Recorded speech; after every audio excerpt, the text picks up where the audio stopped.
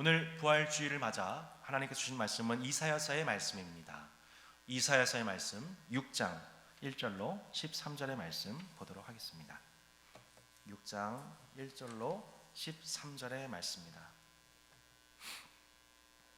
우시야 왕이 죽던 해에 내가 본즉 주께서 높이 들린 보좌에 앉으셨는데 그의 옷자락은 성전에 가득하였고 스랍들이 모시고 섰는데 각기 6날개가 있어 그 둘로는 자기 얼굴을 가리었고 그 둘로는 자기의 발을 가리었고 그 둘로는 날며 서로 불러 이르되 거룩하다 거룩하다 거룩하다 만군의 여호와여 그의 영광이 온 땅에 충만하도다 하더라. 이같이 화답한 자의 소리로 말미암아 문지방의 터가 요동하며 성전의 연기가 충만한지라. 그때 내가 말하되 화로다 나여 망하게 되었도다. 나는 입술이 부정한 사람이요 난 입술이 부정한 백성 중에 거주하면서 만군의 여호와이신 왕을 배웠음이로다 하였더라. 그때에 그 스랍 중에 하나가 부젓가락으로 제단에서 짚은 바 핀 숯을 손에 가지고 내게로 날아와서 그것을 내 입술에 대며 이르되 보라 이것이 내 입에 닿았으니 내 악이 제하여졌고 내 죄가 사하여졌느니라 하더라. 내가 또 주의 목소리를 들으니 주께서 이르시되 내가 누구를 보내며 누가 우리를 위하여 갈고 하시니 그때 내가 이르되 내가 여기 있나이다 나를 보내소서 하였더니 여호와께서 이르시되 가서 이 백성에게 이르기를 너희가 듣긴 들어도 깨닫지 못할 것이요 보기는 보아도 알지 못하리라 하여 이 백성의 마음을 둔하게 하며 그들의 귀가 막히고 그들의 눈이 감기게 하라. 염려하건대 그들이 눈으로 보고 귀로 듣고 마음으로 깨닫고 다시 돌아와 고침을 받을까 하노라 하시기로. 내가 이르되 주여 어느 때까지니까 하였더니 주께서 대답하시되 성읍들은 황폐하여 주민이 없으며 가옥들에는 사람이 없고 이 토지는 황폐하게 되며 여호와께서 사람들을 멀리 옮기셔서 이 땅 가운데에 황폐한 곳이 많을 때까지니라. 함께 읽겠습니다. 그 중에 10분의 1이 아직 남아있을지라도 이것도 황폐하게 될 것이나 밤나무와 상수리나무가 배임을 당하여도 그 그루터기는 남아있는 것 같이 거룩한 씨가 이 땅의 그루터기니라 하시니라. 아멘.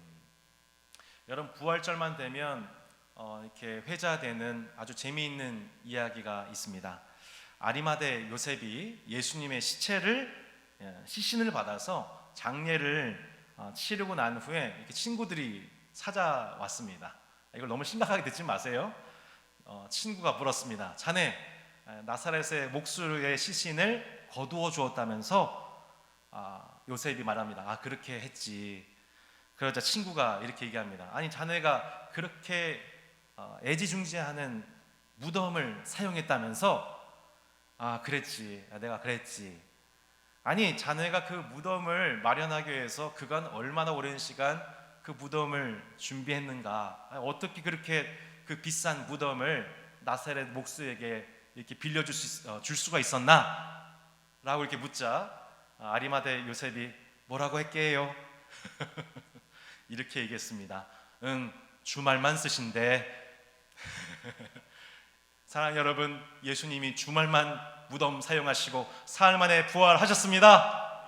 아멘. 여러분 신약 성도된 우리들은 그렇게 예수님의 육체 부활을 이 신약 성경의 증거를 통하여서 우리가 믿고 있지만 여러분께 한번 좀 질문 드리고 있습니다. 여러분 제 질문 좀 들어보십시오. 여러분 구약의 성도들은 부활을 과연 믿고 있었을까요? 여러분 어떻게 생각하십니까? 구약의 성도들은 실제로 육체가 부활한다는 것에 대한 믿음이 있었을까요? 오늘 이 이사야 강해를 이 6번째 이제 진행을 하면서 실상 오늘 읽은 이사야서 6장 말씀을 제가 설교 강해 중간중간 이사야서 6장 말씀 많이 인용을 했었습니다.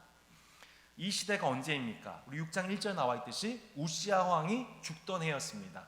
우시야 왕은 이 남유다 사회에 있어서 정치, 경제, 군사적으로 가장 전성기에 해당되었던 그 전성기를 이끌었던 왕이었습니다. 근데 그 왕이 분둥병이 발하여서 죽게 되었습니다. 그때가 기원전 739년경입니다. 이 남유다 사회가 계속 전성기를 이어가다가 나라가 부강해지다가 갑자기 한나라의 왕이 죽게 되니까 급격하게 이 나라의 이 정치적인 위세가 당시 고대 근동 사회에서 매우 입지가 흔들리게 된 상황인 겁니다. 그런데 이 세계 역사가 참 재미있는 게 희한한 것이 이 739년에 이 왕이 죽을 때 바로 직전 738년도부터 740년도까지 아수르의 이 왕이 서방 정책, 서쪽으로 진격을 하겠다고 하는 정책 속에서 이 어떤 나라를 무너뜨리는데, 그게 뭐냐면 남유다와 분열되었던 북이스라엘 왕국을 당시 점령을 하게 됩니다. 그래서 사마리아 수도가 함락이 되어지게 되고 이 북이스라엘의 많은 백성들이 포로로 끌려가게 되죠. 이 정치적 역학관계라는 게 참 신기한 게, 남유다가 부강에 섰을 때는 있을 수 없는 일이 갑작스럽게 한 왕이 죽게 되어지고 고대 근동의 질서가 재편되게 되면서 이렇게 이 나라가 위기에 처하게 된 것입니다. 근데 바로 그 우시야 왕이 죽던 해에 부름받은 선지자가 누구였어요? 바로 이사야였다는 것입니다. 여러분, 이 이사야는 본래 우시야 왕을 길게 섬기던 이 서기관이었습니다. 이 꽤 긴 시간에 걸쳐서 섬겼던 한 나라의 왕이 또 점점점 나라가 부강해지다가 갑작스러운 왕의 죽음을 말미암아 나라가 쇠락해지는 것을 보고 있던 도중 한 나라의 왕을 잃은 이사야가 천상에서, 성전에서 온 땅을 통치하고 계시는 새로운 왕을 만납니다. 여호와 하나님을 만나게 됩니다. 여러분, 그 여호와 하나님 앞에서 스랍들이 6개의 이 날개를 가지고 거룩하다 찬송하고 있습니다. 그런데 그 2개로는 자기의 얼굴을 가리고, 2개로는 자기의 발을 가리고, 2개로는 날개를 치면서 자신의 부끄러움을, 하나님이 얼마나 거룩하신지 천사들이 자신의 몸을 가리우면서 그 하나님을 높이고 있는 장면을 이사야가 보게 된 것입니다. 하늘 성전에서 이 땅을 바라보시며 남유다 사회와 당시 고대 근동의 죄악을 보시며 분노하고 계신 그 하나님, 그분의 이름은 어떤 하나님이었습니까? 만군의 여호와, 하나님의 천군 천사를 동원하여서 이 세상에 대해서 진노하시는 하나님의 얼굴을 이사야가 보게 된 것입니다. 그 거룩하신 하나님 임재 속에서 이사야가 뭐라고 뵙겠습니까? 화로다 나여 망하게 되었도다. 난 입술이 부정한 사람이고 난 입술이 부정한 백성들 중에서 거하다가 하나님을 만나게 되었다 라고 하면서 자신의 사회적 죄인됨을 고백하고 있는 장면을 보게 됩니다.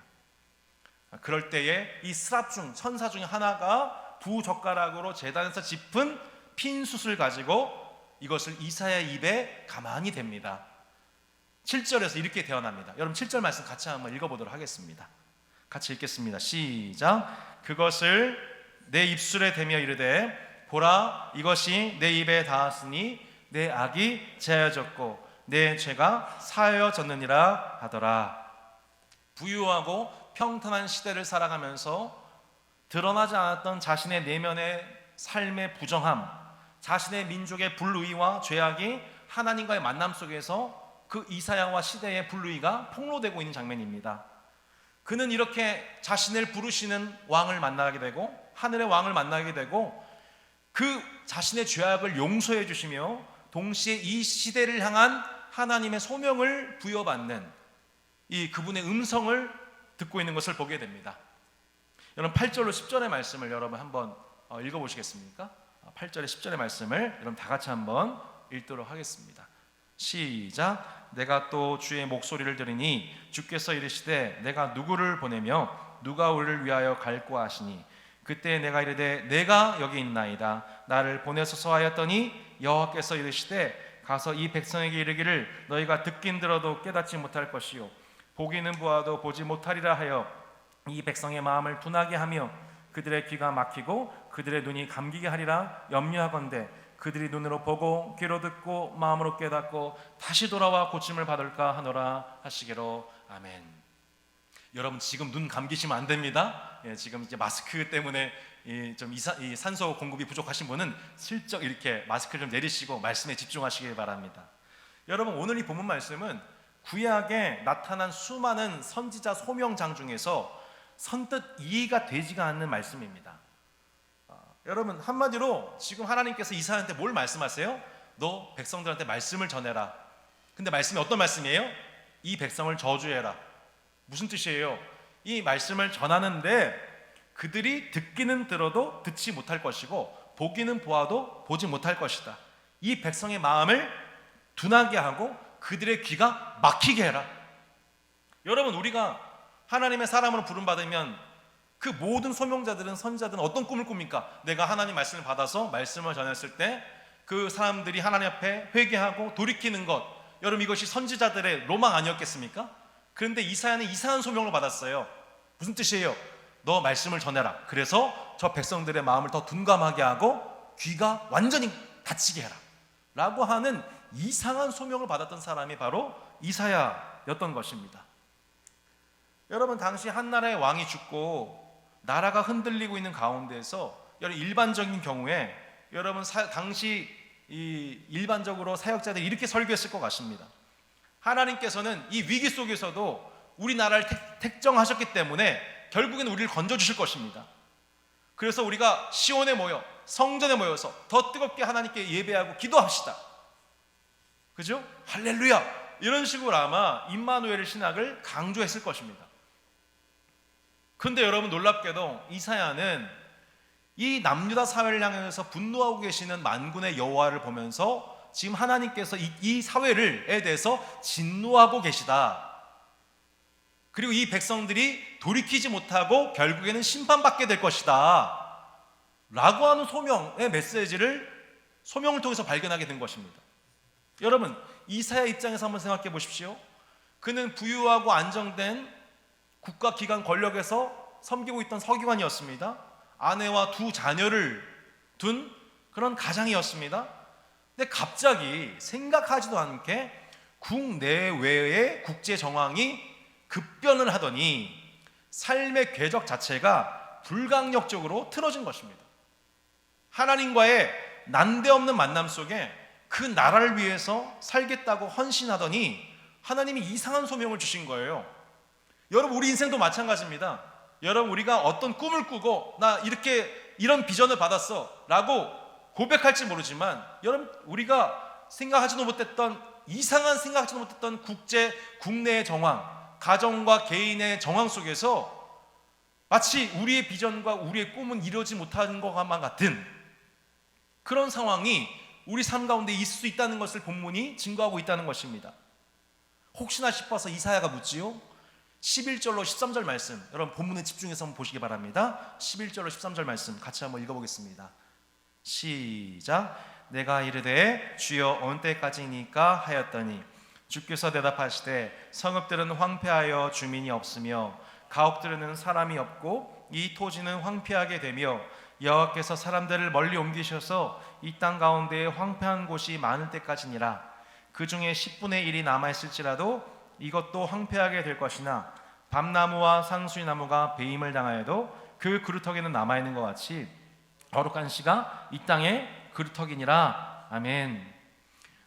하나님, 제게 이러한 소명을 주신 것, 이런 메시지 주신 것, 뭐 그렇다 칩시다. 근데 도대체 언제까지 이렇게 해야 되는 겁니까? 라고 이사야가 물은 거예요. 근데 하나님께서 뭐라고 말씀하셨어요? 뭐 10년 뒤, 뭐 5년 뒤 이런 게 아니고 이 백성들이 완전히 심판받을 때까지, 상수리 나무가 배임을 당할 때까지, 주민도 없고 가옥에 사람도 없고 토지는 황폐해질 때까지 10분의 1이 남아있어도 이것마저도 다 황폐해질 때까지.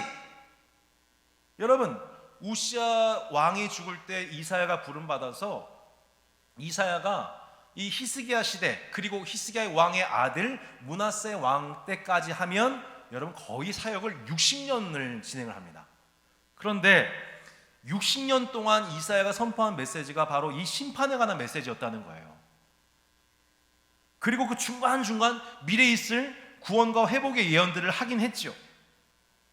여러분, 이 왕, 4명의 왕이 지나가면서 자신의 말을 듣지 않는 왕 요담과 아하스, 특별히 아하스는 아수르를 의존하고 우상 숭배하다가 결국 대패하는 모습을 지켜보아야만 했습니다.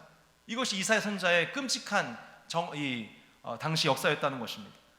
그가 타락한 사회를 향해서 분노합니다. 그런데 사회가 꿈쩍도 안 해요. 거짓 헌금, 거짓 예배, 거짓 기도 막 꾸짖었어요. 근데 교회도 꿈쩍을 안 해요.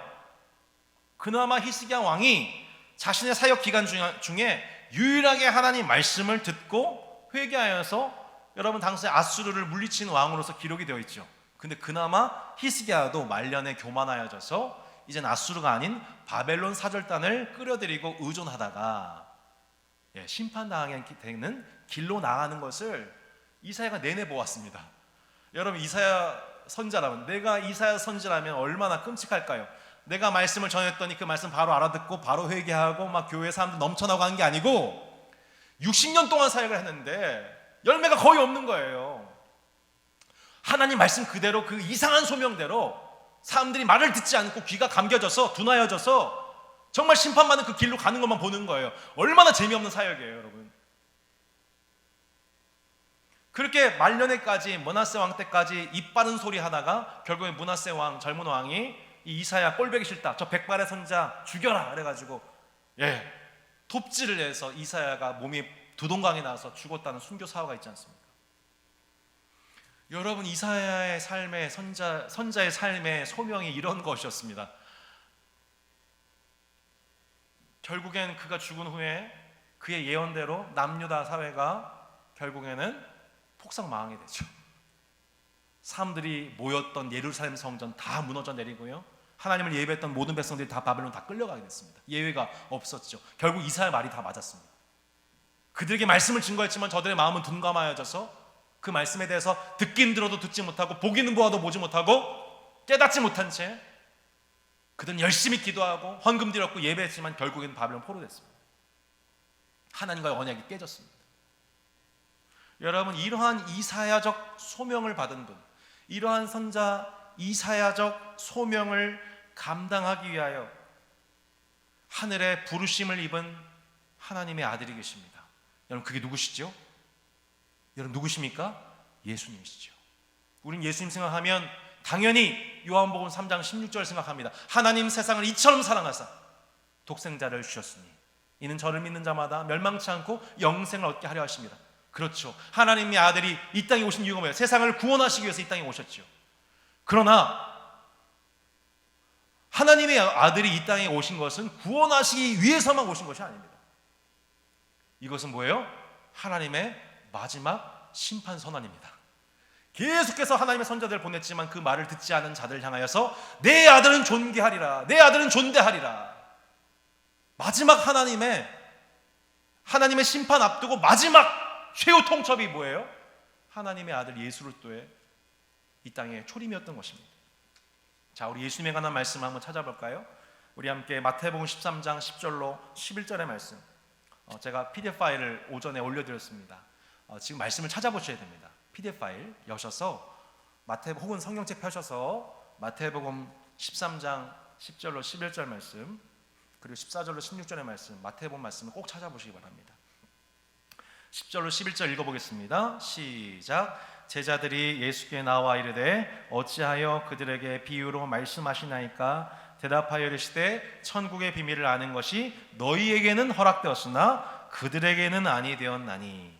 자, 14절로 16절 말씀도 한번 읽어보시기 바랍니다. 14절로 16절입니다. 시작.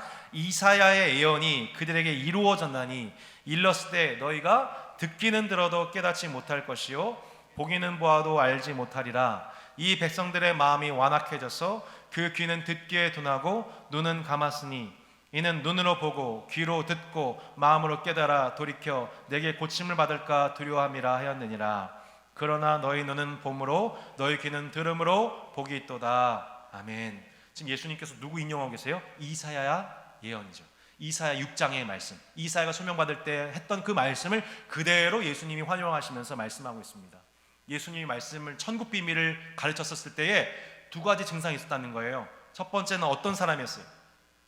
말씀을 듣는 사람, 깨닫는 사람이었어요. 여러분 예수님께서 설교를 하시는데 일부러 비유 설교를 하셨어요. 예수님께서 비유로 설교하신 이유가 뭔지 여러분 아십니까? 첫 번째는 깨달을 자로 그 깨달음이 더해지기 위해서 비유로 설교하셨어요. 그런데 예수님이 비유로 설교하신 두 번째 목적이 있어요. 뭐예요? 깨닫지 못하는 자는 깨닫지 못하게 하기 위해서 비유로 설교하셨어요. 여러분 설교자로서 참 부담되는 말씀입니다.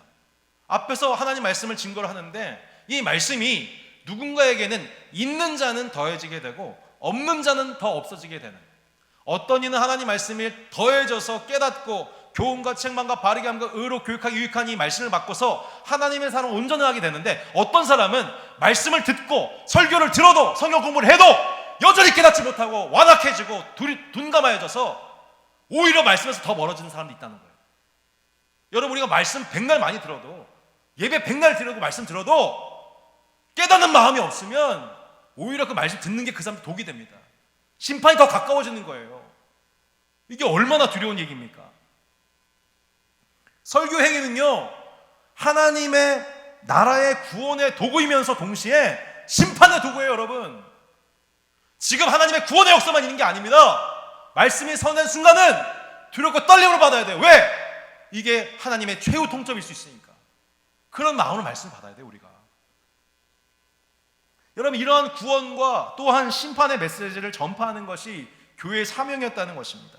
여러분, 사도행전 28장 24절로 28절 말씀도 한번 읽어보시기 바랍니다. 사도행전 28장 24절로 28절의 말씀, 우리 함께 찾아보기 원합니다. 사도행전 28장 24절로 28절 시작.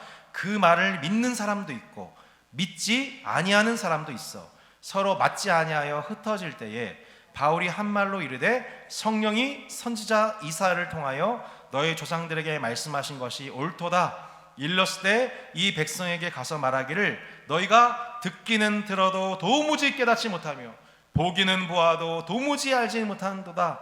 이 백성들의 마음이 우둔하여지고 그 귀로는 둔하게 듣고 그 눈은 감았으니 이는 눈으로 보고 귀로 듣고 마음으로 깨달아 돌아오면 내가 고쳐줄까 함이라 하였으니 그런즉 하나님의 이 구원이 이방인에게로 보내어진 줄 알라. 그들은 그것을 들으리라 하더라. 아멘. 자, 보세요. 지금 누가 이 말씀 인용하고 있어요? 사도 바울이 사도행전에서 복음 증거하다가 맨 마지막에 사도 바울의 결론이 뭔지 여러분 아세요? 이사야서 6장이었어요. 무슨 말이에요? 백성들에게 하나님 말씀을 증거하는데, 야, 이사야의 말이 맞다. 진짜 듣긴 들어도 듣지 못하고 보기는 보아도 보지 못하는구나. 하나님의 말씀 사역 가운데 회개와 구원의 역사만 있는 게 아니었다는 거예요. 반복적으로 말씀이 들려주는데 계속해서 그 말씀을 아멘하지 않고 받아들이지 않고 거부하고 돌이키지 않은 사람들이 더 많았다는 거예요. 하나님 말씀이 선포되는데 그 말씀을 듣고서 마음이 완악해진다는 것은 뭐냐면 그 사람이 심판받는 증거 중에 하나가 됩니다. 여러분, 자신에게 중병이 들었음에도 불구하고 병원을 가지 않는 것과 같습니다.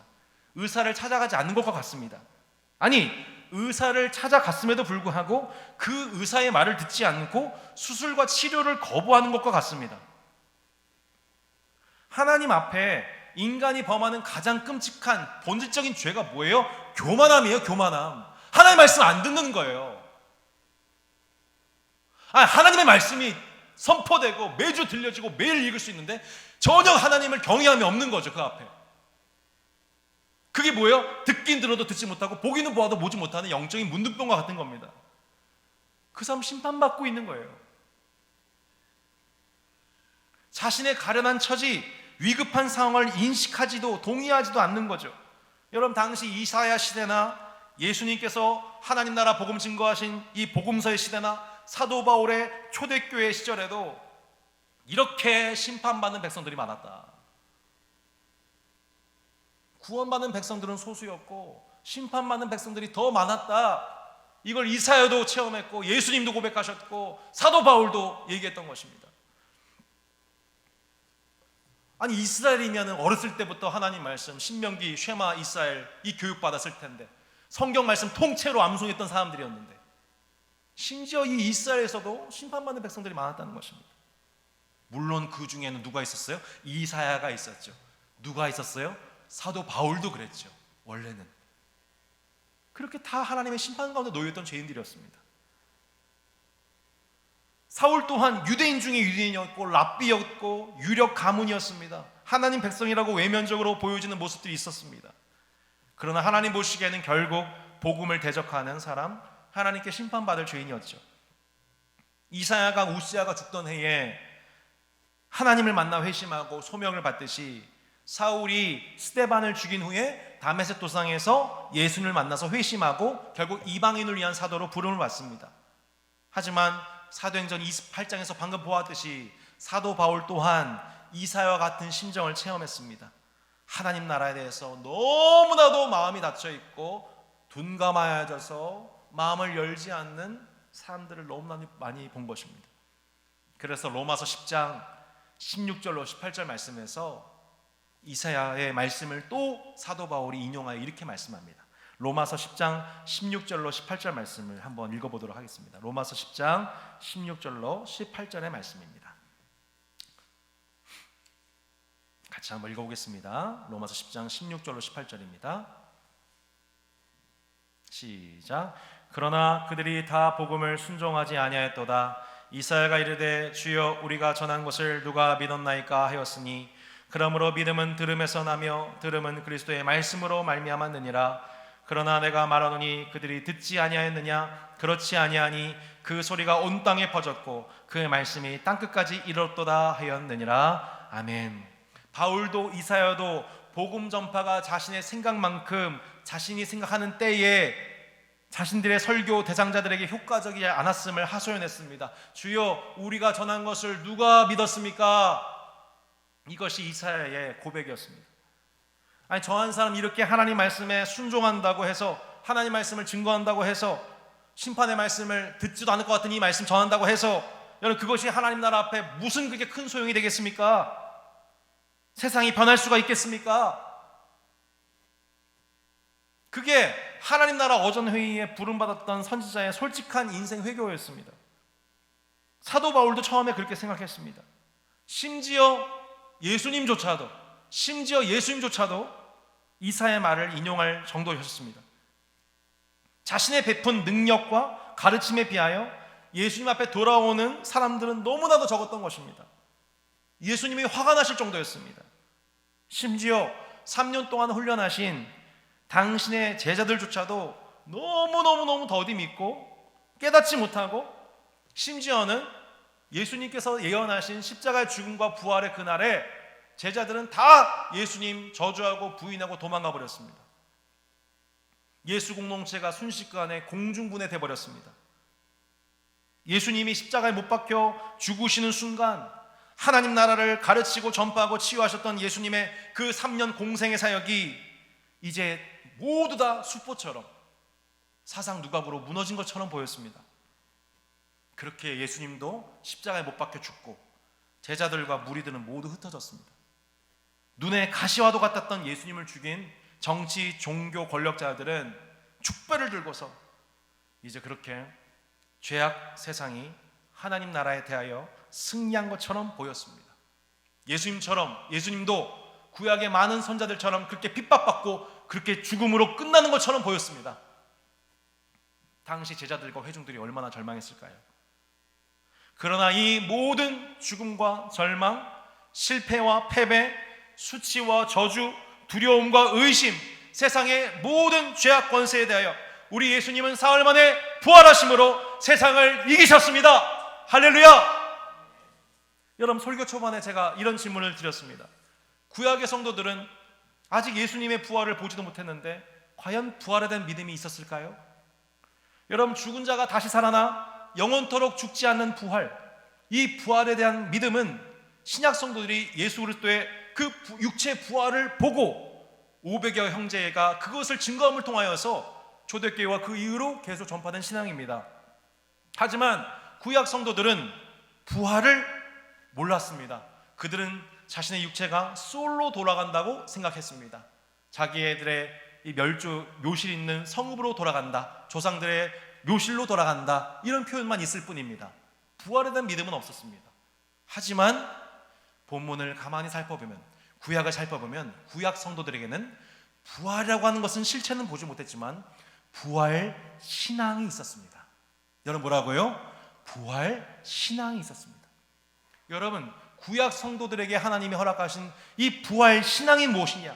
그것은 당장 내 눈앞에 보이는 현실이 절대로 하나님 말씀으로 봤었을 때는 합당하지도 지지하지도 않는 것 같은 전 세계의 정황이나 국가적 정황이나 가정의 상황이나 내 개인의 상황 속에서도 하나님은 신실하셔서 반드시 말씀을 이루신다.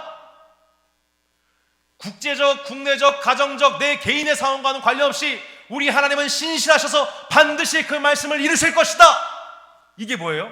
구약의 성도들에게 하나님 주신 구약의 부활신앙. 이것이 구약의 성도들이, 선자들이 그들도 모르는 가운데에 많은 고난 속에서 주님이 내재화시킨 부활신앙이었다는 것이었습니다. 내가 이해하지 못할 지금 국제적 정황이 지금 펼쳐지고 있습니다. 지금 국내 상황 지금 심각합니다. 지금 2분기 지금 국내 경제 문제나 내수시장 문제나 이게 전 세계적인 경제 공황 위기나 우리는 그렇게 다 직접적인, 즉 간접적인 타격을 받고 있습니다. 우리의 가정 정황, 여러분 우리가 선택할 수 있나요? 우리 개인에게 주어진 것들도 마찬가지입니다. 이 모든 정황, 무엇 하나 확실하지 않고 앞을 알 수 없는 이 모든 정황 속에서 우리가 의지할 수 있는 의인들의 터가 무엇입니까? 변하지 않는, 변치 않는 견고한 터가 무엇입니까? 여러분, 그것은 영원한 하나님의 말씀입니다. 하나님의 언약입니다. 하나님께서 왕으로 다스리시는 하나님의 나라는 절대 망하지 않는다. 그 나라는 이미 임했고 또한 곧 그 나라는 완성될 것이다. 우리가 유일하게 절대적으로 신뢰할 수 있는, 여러분 인간은 절대란 말을 쓸 수 없습니다. 믿으십니까? 인간은 절대란 말을 쓸 수 없어요. 절대란 말을 제가 사용했죠. 절대로 사용할 수 없는 단 한 가지 말이 있다면 절대란 단어입니다. 그런데 절대적으로 유일하게 믿을 수 있는 것, 그것이 무엇입니까? 하나님의 변치 않는 하나님의 언약인 것입니다. 이 부활신앙은 어두운 시대를 살았던 이사야, 예레미야와 같은 이들이 장차 도래하게 될 포로 회복기, 그리고 제2 성전기에 대한 기대 속에 그들 안에 저절로 체득되게 된 것입니다. 언젠가 우리가 포로로 끌려가야 되지만 그 포로기 이후에 포로가 귀환되는 때가 올 것이다. 이 성전이 무너지지만 하나님이 새로운 성전을 완성하실 것이다. 메시아를 이 땅에 허락하셔서 그분이 성전을 완성하실 것이다. 그 나라를 이루실 것이다. 그분은 공의와 정평으로 이 땅을 회복하실 것이다. 그 권세는 영원할 것이다. 이 부활에 대한 소망을 가지고 이사야도 예레미야도 당시 정황은 그들이 원치 않은 정황으로 갔지만 이 그들 안에 내재된 부활신앙이 그 미래에 대한 예언을 아낌없이 선포할 수 있게 했다는 것입니다. 비록 자신은 이 시대 속에서 자신이 본래 기대하고 원하는 삶을 살지 못합니다. 자타가 공인하는 성공적인 사역을 하지도 못합니다. 사람들을 끌어모을 만한 메시지도 못합니다. 바른 말을 할수록 사람들은 외면하고 듣기 싫어합니다. 하지만 영적으로 죽어가고 있는 그 당시 시대의 부활을 꿈꾸며 메시지를 전한 선자들이 이사야와 예레미야, 호세아와 미가, 아모스였던 것입니다. 그렇게 구약의 많은 선자들이 부활 실체를 경험하지 못했지만 그 부활을 현세 속에서 체험하기를 기대하면서 그 각 시대를 믿음으로 견뎌갈 수가 있었던 것이죠. 의인은 그렇게 고난을 당하다가 죽고 악인들은 마음껏 떵떵거리며 번영하는 현실 속에서 의인들의 소망이 무엇입니까? 그들에게 하늘의 어전회의를 여셔서 영원하고 의로운 통치가 마침내 이루어질 것, 그 부활신앙으로 하나님과 그분의 나라를 붙드는 것, 보기는 보아도 보지 못하고 듣기는 듣지도 못하는 이 시대 속에서 하나님의 어전회의에 계신, 성전에 계신 하나님을 보고 나를 부르신 하나님의 목소리를 듣고 그 하나님을 보고 그 하나님 목소리를 듣는 귀가 그들에게 진정 복이었던 것입니다. 여러분, 그런 복이 있기를 주의 이름으로 축복합니다. 그 하나님을 보고 하나님의 목소리를 들었던 그들은 자신의 삶을 전폭적으로 헌신하였습니다. 이사야가 뭐라고 고백했지요? 내가 여기 있나이다, 나를 보내소서. 내가 여기 있나이다, 나를 보내소서. 폭력과 핍박을 당하고 거짓 소문과 모략에 희생되고 감옥과 뜰에 갇히고 우울증과 정신질병을 겪고 때로 원하지 않는 삶과 원하지 않는 삶의 죽음을 맞이하고 사랑하는 가족들과 생예별하고 심지어 결혼도 못하고 자녀도 낳을 수 없는 그런 삶. 그런데 그 불행함 같아 보이는 정황 속에서도 그들 안에 내재되어 있는 그 미래에 대한 부활 신앙이 이 모든 정황 등을 이기고도 남게 했던 것입니다.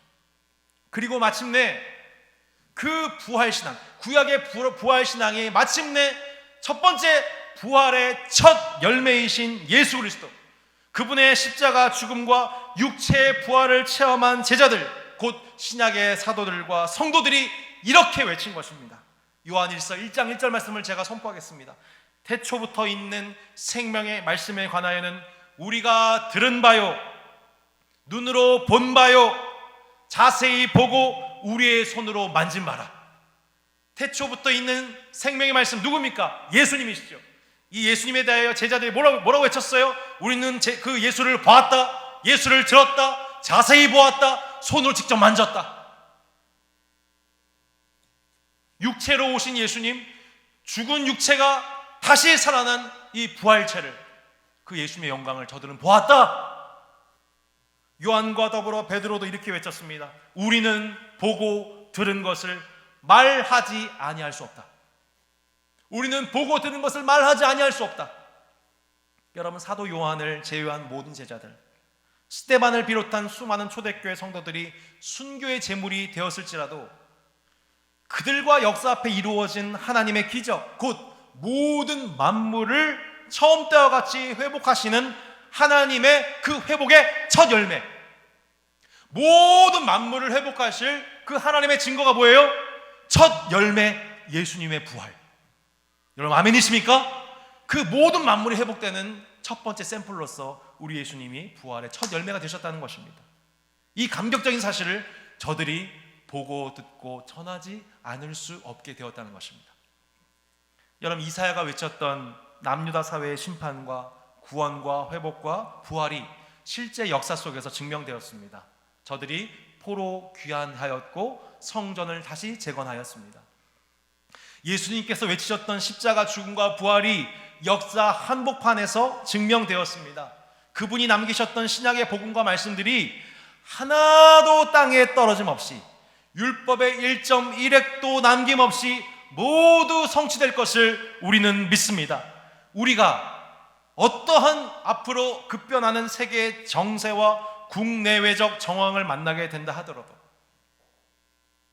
한반도의 정세가 어떠한 변화를 겪게 된다 하더라도, 혹은 개인의 진로와 소명이 우리의 바램과 예상을 뛰어넘는다 하더라도, 우리가 이 모든 세상의 두려움을 뛰어넘고 상황을 두려워하지 않고 여전히 하나님 내가 여기 있나이다, 나를 보내셔서 헌신할 수 있는 이유는, 우리가 그렇게 하나님께 우리 자신을 내어 맡길 수 있는 이유는 어떤 상황 속에서도 결국 하나님 나라 중심으로, 그 나라를 위하여, 그 나라에 의하여 그 나라가 완성될 것이다 라고 하는 이 부활 신앙이 이사야를 굳게 붙잡고 있었던 것입니다.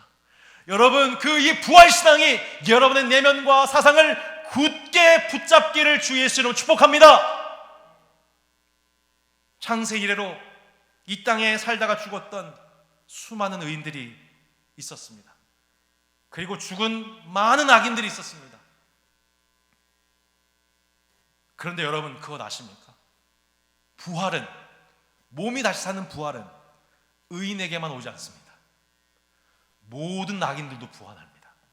여러분, 왜 주님이 의인들만 부활하는 것이 아니라 악인들도 여러분 부활시킨 줄 여러분 아십니까?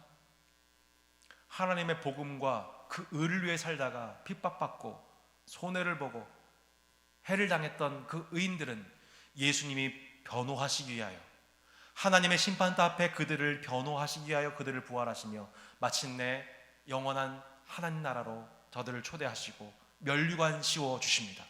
그러나 이 땅에서 하나님 말씀을 대적하고 살았던 의인들을 핍박하고 시대의 고아와 과부와 나그네 객들에 대해서 학대했던 저들의 죄, 마음껏 횡포를 앞세우고 악인의 형통함을 노래했던 사람들, 떵떵거리다가 죽었던 사람들, 의인들의 가슴을 치게 만들었던 그 사람들, 그들도 부활시킨다는 거예요. 왜? 하나님의 심판대 앞에서 그들의 죄가 무엇인지 명백하게 선언하기 위하여. 우리는 저리로서 산 자와 죽은 자, 저리로서 영원토록 살 자와 영원토록 죽을 자를 심판하실 주님을 믿습니다.